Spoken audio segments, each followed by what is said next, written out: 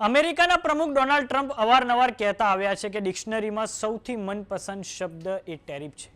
આ ટેરિફને અમલમાં મૂકવા ડોનાલ્ડ ટ્રમ્પ દ્વારા એપ્રિલ 2025માં વિશ્વના મોટા ભાગના દેશોની સામે ટેરિફ વિસ્ફોટ કરવામાં આવ્યો હતો. પરંતુ થોડાક સમય અગાઉ યુએસની ફેડરલ કોર્ટ દ્વારા ડોનાલ્ડ ટ્રમ્પના ટેરિફ પર રોક લગાવી દેવામાં આવી છે. તો હવે ટ્રમ્પના તંત્ર દ્વારા 16 દેશોની સામે ટ્રેડ ઇન્વેસ્ટિગેશન લોન્ચ કરી દેવામાં આવ્યું છે, જેનાથી ભારત સહિત આ 16 દેશોની સામે ફરીથી ટેરિફ લાગે તેવી સંભાવના ઊભી થઈ છે.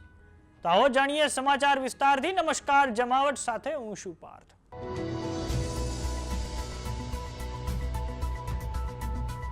અમેરિકન પ્રમુખ ડોનાલ્ડ ટ્રમ્પ દ્વારા પોતાના ભાગીદાર દેશોને વ્યાપાર મામલે હેરાન કરવા માટે એક નવો રસ્તો શોધી કાઢવામાં આવ્યો છે, જે અંતર્ગત ટ્રેડ એક્ટ ઓફ 1974ના સેક્શન 301 અંતર્ગત 16 દેશોની સામે વ્યાપાર સંબંધિત તપાસ શરૂ કરી દેવામાં આવી છે, જે અંતર્ગત 16 દેશો પર ફરી ટેરિફ લાગે તેવી સંભાવના છે.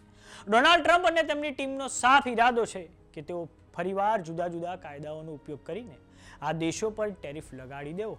હવે વાત કરીએ કે ટ્રેડ એક્ટ ઓફ 1974 અંતર્ગત કયા 16 દેશોની સામે આ વ્યાપારી તપાસ શરૂ કરવામાં આવી છે. તો તેમાં સમાવેશ થાય છે Bangladesh, Cambodia, China, European union, India, Indonesia, Japan, Korea, Malaysia, Mexico, Norway, Singapore, Switzerland, Taiwan અને વિયેતનામનો સમાવેશ થાય છે.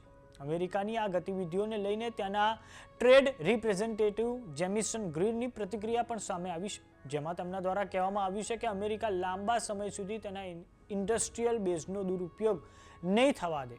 આ દેશો તેમનું વધારાનું ઉત્પાદન અને તેમની સાથે જોડાયેલી સમસ્યાઓ અમેરિકામાં નિકાસ કરે છે. આ તપાસ બતાવે છે કે પ્રમુખ ડોનાલ્ડ ટ્રમ્પ અમેરિકાની ક્રિટિકલ સપ્લાય ચેનને મજબૂત કરવા માટે અને સ્થાનિક અમેરિકન લોકો માટે રોજગારી ઊભી કરવા માટે સંકલ્પિત છે. આ દેશોના ઓવર પ્રોડક્શનના કારણે અમેરિકાનું પોતાનું ઘરેલું ઉત્પાદન અને રોકાણ ખૂબ જ સંકુચિત થઈ ગયું છે. ઘણા ક્ષેત્રોમાં આ અમેરિકાની ડોમેસ્ટિક પ્રોડક્શન કેપેસિટી આ વિદેશી સ્પર્ધકોના હાથે અમે ગુમાવી દીધી છે.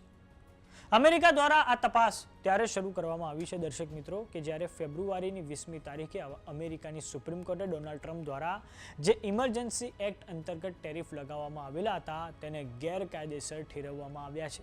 આ ચુકાદો આવ્યા પછી ડોનાલ્ડ ટ્રમ્પ દ્વારા 150 દિવસો માટે 10% ટેરિફ ટ્રેડ એક્ટ 1974 અંતર લગાવવામાં આવ્યો હતો અને હવે આ જ ટ્રેડ એક્ટ 1974 અંતર્ગત 16 દેશોની સામે તપાસ શરૂ કરી દેવામાં આવી છે, જે અંતર્ગત હવે આવનારા સમયમાં આ 16 દેશોની સામે નવેસરથી ટેરિફ લાગે તેવી સંભાવના છે.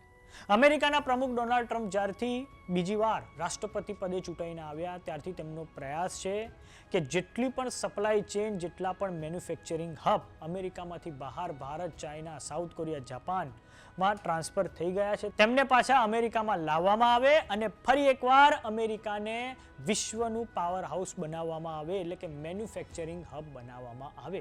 હાલમાં તો આપણે જણાવી દઈએ કે ચાઇના જ એ વિશ્વનું મેન્યુફેક્ચરિંગ હબ છે અને ચાઇનામાં મોટા ભાગની વસ્તુઓ જબરજસ્ત સ્તરે ઉત્પાદન થાય છે. તો હવે જોઈએ કે ડોનાલ્ડ ટ્રમ્પ તેમની આ રણનીતિમાં કેટલા સફળ થાય છે. તો સમાચારોમાં અત્યારે બસ આટલું. જોતા રહો જમાવટ.